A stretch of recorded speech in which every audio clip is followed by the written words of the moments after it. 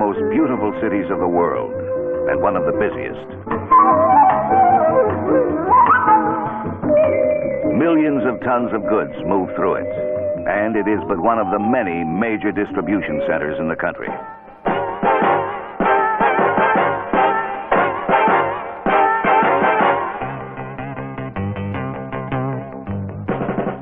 It takes power to move so much goods. Efficient, dependable power. And big power in the smallest possible package means the biggest possible payload. This was the goal of the Cummins Engine Company in developing its 903 V8 engine.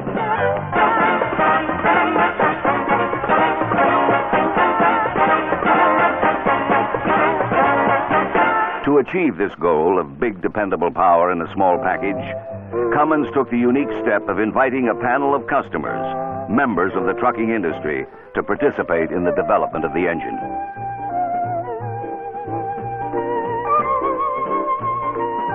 After all of the laboratory testing had been completed, 903s were placed in fleets across the country to be operated like any other fleet engine. The first engine to reach 100,000 miles. The first to reach 200,000. The first at 300,000. And finally, the first to reach 400,000 miles. Each was torn down before the panel. The 400,000-mile teardown took place in San Francisco during a convention of the American Trucking Associations. This 903 engine had logged over 400,000 miles in less than 24 months in regular fleet operation. In all that time, it had never been torn down. Here in San Francisco, it was torn down, and the parts carefully measured as the panel of trucking industry experts watched.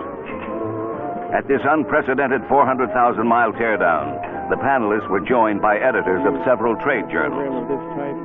One panelist described the unique development program of the 903 to Bruce Wadman, editor of Diesel and Gas Turbine Progress. Bruce, in my years in this industry, I know of no engine that has received this type of test and evaluation, where the engine company, the manufacturer, has brought in a panel of users to observe and watch the disassembly and actual development of an engine. I participated in the 200,000-mile teardown of the 903, the 300,000, and of course now the 400,000. The pattern was pretty well developed in the preceding teardowns, and the capabilities of the engine have been brought out in these prior teardowns. I have observed the disassemble of the 903 engine here, and it looks beautiful.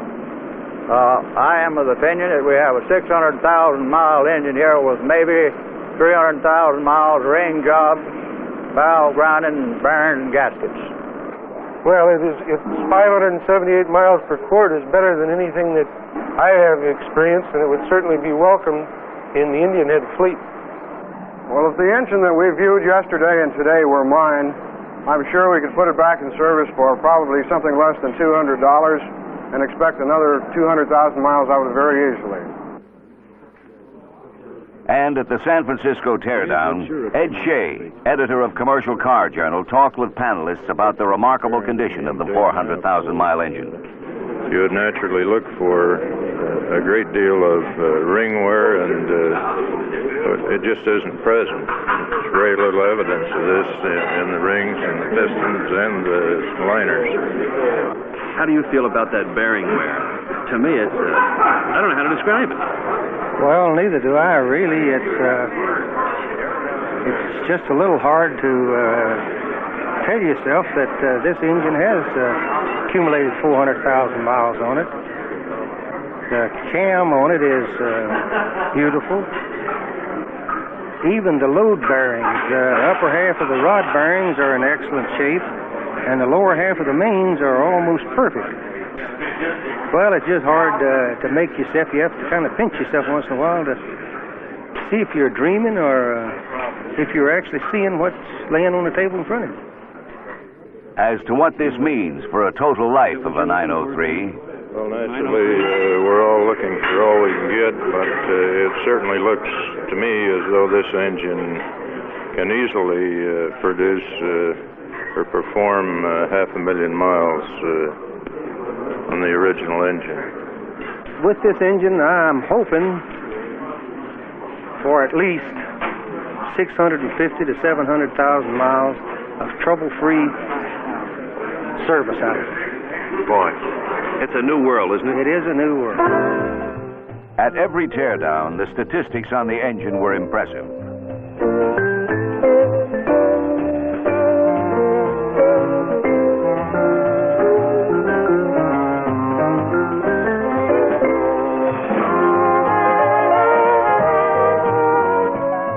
It was on the basis of such figures that the San Francisco Municipal Transit Company specified 903 engines for 10 new buses. Well, I think the add oil consumption of this engine is terrific. Compared with our present fleet, this is something we're looking for. And about the repair costs, Fred Thomas had this to say. Fantastic. At mill a mile, if we could come close to that, we'd be most happy. Of course, the record of the test engines was compared to that of production engines. Panelists whose fleets had both were asked if they found any difference in performance. None that I can tell, no. They're performing just like the field test engines were. Everything is just the same. We're getting excellent results. If you disassemble them, you notice the same wear pattern. That's right. Same thing. Being in this program from the early stages, we found that the test engines were not hand-built as such, but were built on the assembly line, so they had the simulation of assembly line building. But we can see really no difference in the production engine that we're receiving today. I have 6 that are in the 100,000-mile area and performing equally as well as the test engines. The concept of building the engine at the factory on the assembly line, even though these were the initial 26 test engines, I think was an excellent idea because they were then not a hand-tooled, hand-made engine for test and evaluation. Yeah, it sounds like it's a good way to get everybody a little... Back at CME headquarters in Los Angeles, Mr. Peters had this to say about the 903s in his fleet. We feel that this is the finest test evaluation of an engine that's any engine has ever received. We like the 903s, number one, because of the weight per horsepower ratio. Secondly, we like the short configuration of the engine, which is ideal for our double trailer operations. Our loads are LTL freight in the average of 70,000 pounds gross vehicle weight. In Winston-Salem, Hank Bauer talks about the 903s in the pilot fleet. Well, as you can see from our expanded facilities here, that we are expanding our fleet in size and weights and horsepower. To stay abreast of the present-day times, we feel that this 903 engine has a lot of desirable features about it. One specifically is the short and compact package that we get with the 903.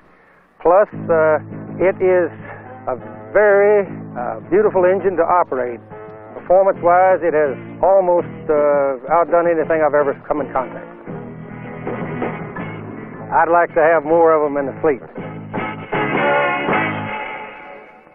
H&W Motor Express is headquartered in Iowa. President Cyril Whistle says of the 903.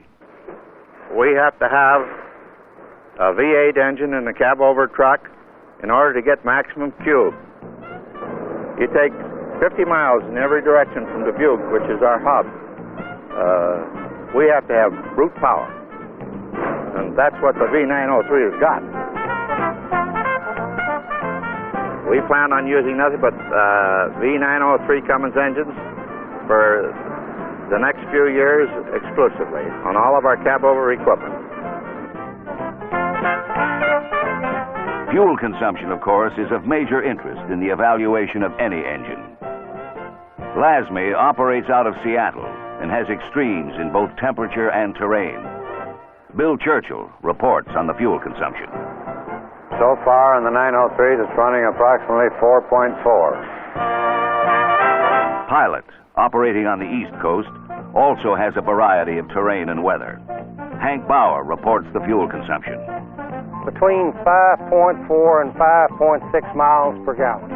And at CME, Harlan Peters says, The 903s are running right at 4.8 miles per gallon fuel consumption.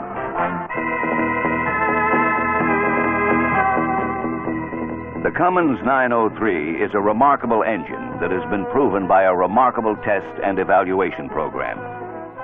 In use today in every part of the country, the 903 has even proven itself in situations its designers had not contemplated. For instance, the turnaround operation of terminal transport on the Sunshine Parkway. President John Spickerman describes it.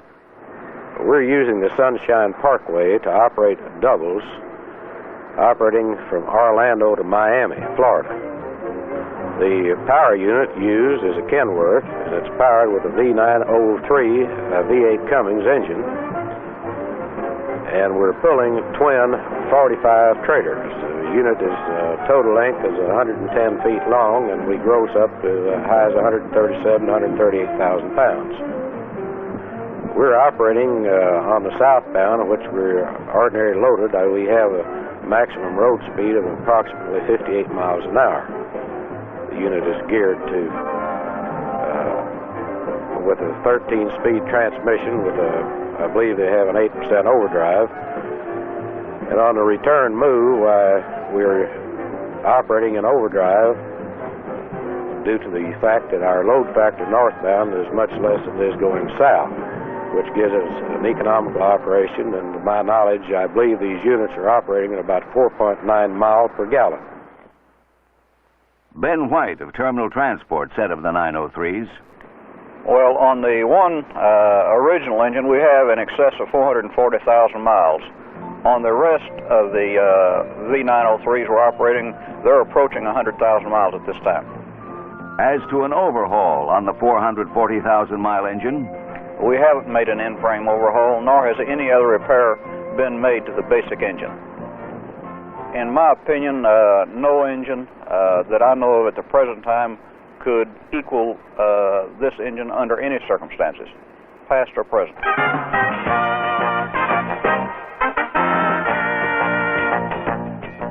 As Cummins looks to the future, in the development of new engines and new forms of power, it will continue the unique testing and evaluation program inaugurated with the V903.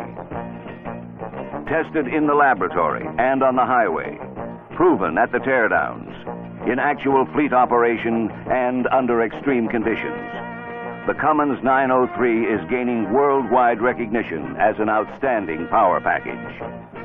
Backed up, of course, by the worldwide organization of Cummins Engine Company.